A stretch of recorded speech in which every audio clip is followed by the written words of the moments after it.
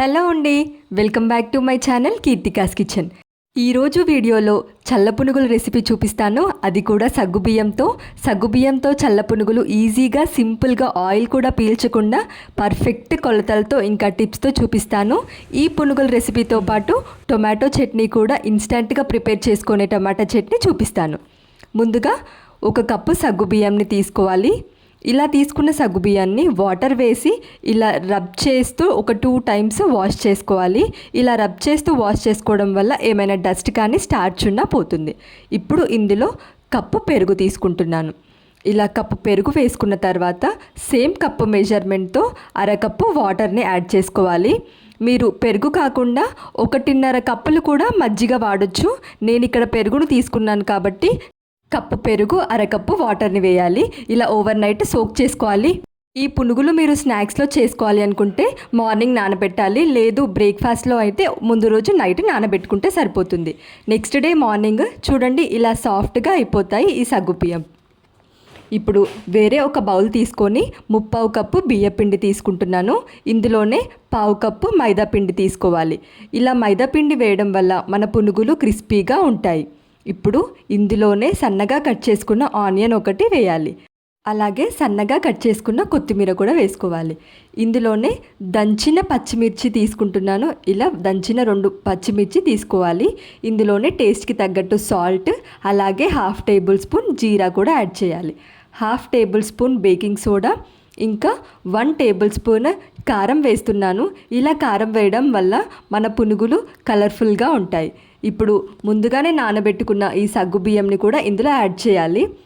సగ్గుబియ్యం యాడ్ చేసిన తర్వాత వాటర్ ఏమీ వేయకూడదు. వాటర్ ఏమీ వేయకుండానే ఈ సగ్గుబియ్యంని మిక్స్ చేసుకోవాలి. మనకు ఈ పిండి సగ్గుబియ్యం అన్నీ కలిసేలా కలుపుకోవాలి.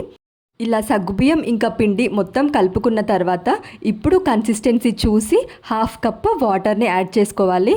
ఇలా వాటర్ యాడ్ చేసుకొని మళ్ళీ ఒకసారి కలుపుకోవాలి. బాగా సగ్గుబియ్యంని ప్రెస్ చేస్తూ కలుపుకోవాలి. చూడండి ఇక్కడ నేను చూపిస్తున్నట్టుగా కలుపుకోవాలి. ఫైనల్గా మనకు ఏ కన్సిస్టెన్సీ వచ్చేలా కలుపుకోవాలి అంటే ఇలా చేయితో ఒకసారి వేసి చూడండి. పునుగులు వేసేటట్టు కన్సిస్టెన్సీ వస్తే మనకు సరిపోతుంది. ఇప్పుడు ఇన్స్టెంట్గా ప్రిపేర్ చేసుకుని టమాటా చట్నీ ప్రిపేర్ చేద్దాము. ముందుగా ప్యాన్లో 1 టేబుల్ స్పూన్ ఆయిల్ వేసుకోవాలి.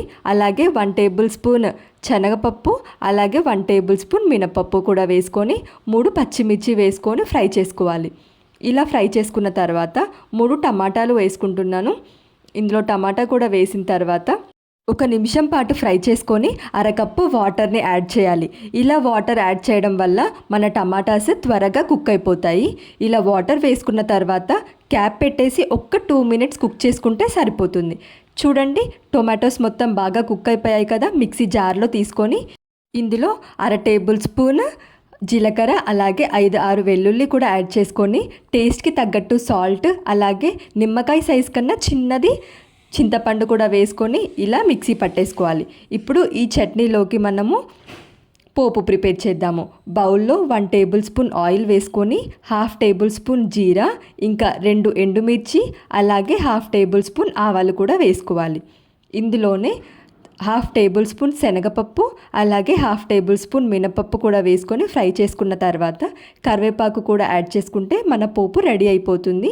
ఈ పోపు ముందుగానే గ్రైండ్ చేసి పెట్టుకున్న ఈ టమాటా చట్నీలో యాడ్ చేసుకుంటే మన ఇన్స్టెంట్గా ప్రిపేర్ చేసుకున్న టమాటా చట్నీ రెడీ అయిపోతుంది. సేమ్ రోడ్ సైడ్ పునుగుల బండి దగ్గర ఎలా అయితే ఈ రెడ్ చట్నీ ఉంటుందో same as it is taste ఉంటుంది. చాలా బాగుంటుంది.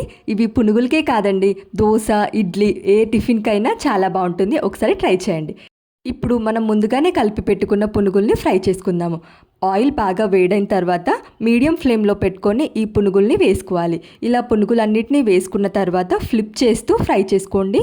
ఇలా ఫ్లిప్ చేస్తూ ఫ్రై చేయడం వల్ల పైన లేయర్ క్రిస్పీగా, లోపల సాఫ్ట్గా చాలా టేస్టీగా ఉంటుంది. ఇలానే అన్నిటినీ వేసుకోవాలి. ఈ కొలతలతో మీరు ట్రై చేయండి. ఈ సగ్గుబియ్యం పునుగులు ఆయిల్ అస్సలు పీల్చవు, చాలా టేస్టీగా ఉంటుంది. మార్నింగ్ బ్రేక్ఫాస్ట్లో అయినా ఈవినింగ్ స్నాక్స్లో అయినా చాలా బాగుంటాయి. వీడియో నచ్చిందా? వీడియో నచ్చితే లైక్ చేయండి, షేర్ చేయండి. అలానే మరిన్ని ఇంట్రెస్టింగ్ రెసిపీస్ కోసం ఛానల్ని సబ్స్క్రైబ్ చేయండి. Thank you for watching this recipe in Keerthika's kitchen.